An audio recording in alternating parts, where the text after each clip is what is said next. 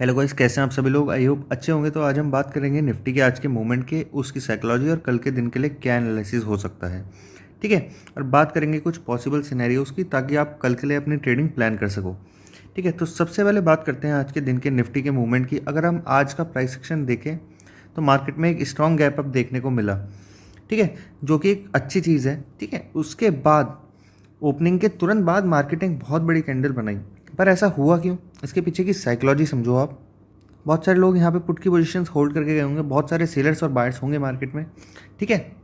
But market ने इतनी बड़ी गैप अप ओपनिंग दे दी है, तो उनकी जो पोजीशन होगी वो लॉस में दिखी होगी कहीं ना कहीं, जो कि गैप अप के कारण एक पैनिक सेलिंग आई। पैनिक सेलिंग का मतलब क्या होता है, बहुत सारे बायर्स होंगे जो कल के लिए पुट होल्ड करा होगा, जिन्होंने, हो सकता है बहुत सारे सेलर्स हो सकते हैं। जब इतना बड़ा गैप अप हुआ, देखो यहाँ पे खुला है मार्केट, ठीक है, अच्छे खासे पॉइंट्स के ऊपर खुला है, तो बहुत सारी लोग डर जाते हैं। देखो, फियर और एक्साइटमेंट ही साइकोलॉजी होती है मार्केट के अंदर। ठीक है, फियर होता है, लालच होती है, एक्साइटमेंट होता है। ठीक है।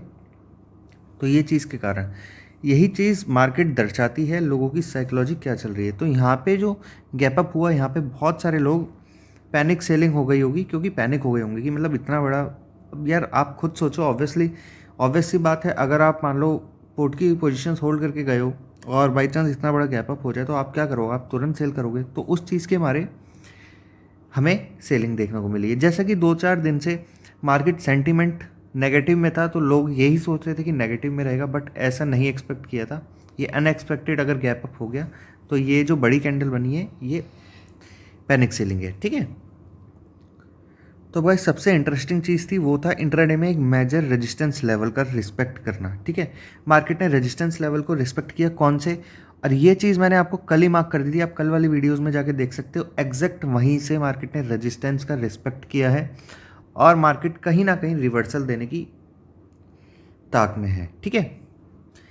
अब मैंने इसके कल भी रीज़न बताए थे विथ लॉजिक, क्यों ऐसा होता है, क्योंकि तो बड़े टाइम फ्रेम के लेवल पे पिछले प्राइस एक्शन की हिस्ट्री में ये जो लेवल है, ये बहुत अच्छा रेजिस्टेंस है, और बड़े लेवल का रेजिस्टेंस बहुत स्ट्रांग माना जाता है। ठीक है, ये मैं अपने एक्सपीरियंस से बोल रहा हूँ।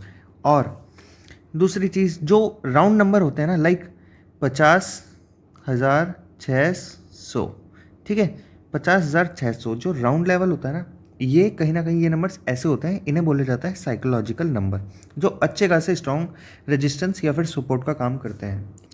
और मैंने जैसा कि आपको बोला हुआ भी है, मैं सिर्फ एनालाइज नहीं करूँगा, मैं आपको पूरी कोशिश करूँगा आपको एक एक चीज़ समझाने की, ताकि आप खुद से एनालाइज कर पाओ और खुद से चार्ट अच्छे से पढ़ पाओ। ठीक है, सुपर एडवांस प्राइस एक्शन की तरीके से। ओके। और बहुत सारे लोगों को, अगर किसी को पता हो, तो ये लेवल जो इतना इंपॉर्टेंट होता है, अगर इतना स्ट्रॉन्ग लेवल कोई आइडेंटिफाई कर लेता है, वो वहाँ से बहुत अच्छी बाइंग या फिर सेलिंग कर सकता है। अब जैसे यहाँ पे आपने देखा, ठीक है, यहाँ पे कितनी अच्छी ट्रेड पकड़ा होगा किसी ने। ओके, यहाँ पे देखो दो अपॉर्चुनिटी मिली है, अच्छा खासा ट्रेड हो सकता था, जबकि इतना स्ट्रॉन्ग रेजिस्टेंस है। बट कुछ लोग ऐसे जिन्हें नहीं पता स्ट्रॉन्ग रेजिस्टेंस या फिर स्ट्रॉन्ग सपोर्ट के बारे में, कोई बात नहीं, मैं एक एक चीज़ सिखा दूंगा, इसमें कोई दिक्कत नहीं है। ठीक है। अच्छा गाइस, ये साइकोलॉजी को समझना ज़रूरी है कि जब मार्केट अपने की सपोर्ट्स लेवल को रिस्पेक्ट करता है ना, तो वो एक इंडिकेशन होता है कि बुल्स अभी भी कंट्रोल में है।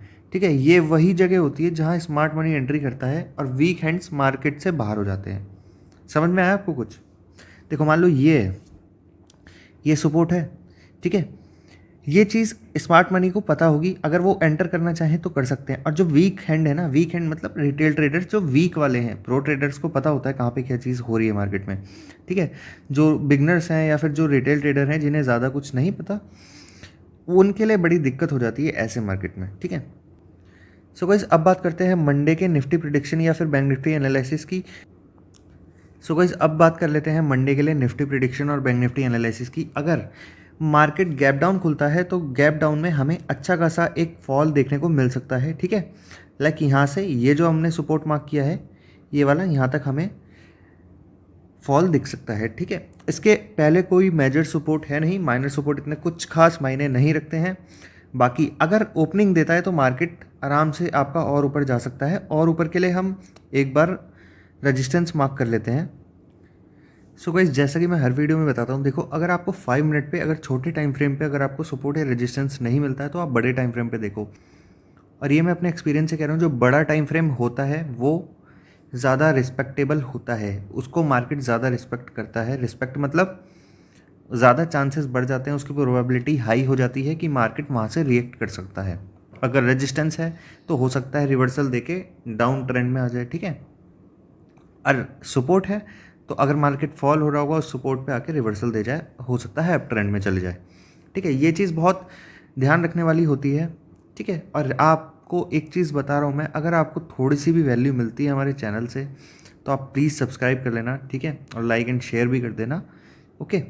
देन हमने जो सपोर्ट है वो मार्क कर चुके हैं और रेजिस्टेंस भी मार्क कर चुका है, ठीक है। अगर हमारा रेजिस्टेंस लेवल होगा, एक होगा रेजिस्टेंस लेवल हमारा 51,300 पे। अगेन ये एक साइकोलॉजिकल नंबर है, फिर से 51,300 ध्यान रखना। और इस पे एक मेजर प्राइस एक्शन की हिस्ट्री में मेजर सपोर्ट और रेजिस्टेंस वाली हिस्ट्री है इसकी, ठीक है। वो चीज़ मैं आपको आने वाली वीडियोस में समझाऊंगा और क्या क्या चीज़ें देखनी होती हैं। फिलहाल एक रेजिस्टेंस हमारा 50,600 के लेवल पे ही रहेगा। बाकी जो सपोर्ट हो जाएंगे हमारे वो हो जाएंगे 49,850 और सेकंड सपोर्ट हो जाएगा हमारा 49,650, ठीक है। ये हमारे सपोर्ट और रेजिस्टेंस लेवल हो जाएंगे। और देखो गाइस, एक इम्पॉर्टेंट चीज़ आपको बता देता हूँ, शायद कोई यूट्यूबर या फिर कोई कोर्स में ना ही बताए, ठीक है।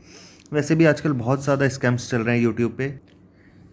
जो चीज़ हमें साइकोलॉजी के लेवल पर समझनी होगी वो ये है कि अगर मार्केट अपने इंपॉर्टेंट लेवल्स को रिस्पेक्ट करता है तो वो मार्केट पार्टिसिपेंट्स का कॉन्फिडेंस, मतलब बायर या सेलर्स का कॉन्फिडेंस रिफ्लेक्ट करता है। इसलिए कल के लिए बुलिश और बियरिश दोनों सिनेरियोस को ध्यान में रखना और अपने ट्रेडिंग प्लान को अकॉर्डिंगली एडजस्ट करना, ठीक है गाइज। एंड गाइज, मार्केट में सबसे बड़ा मंत्र है एक चीज़, प्रैक्टिस प्रैक्टिस एंड प्रैक्टिस, ठीक है। ये जो प्रैक्टिस है यही आपको इम्प्रूव करेगी, यही आपको सक्सेसफुल एक ट्रेडर बनाएगी, ठीक है।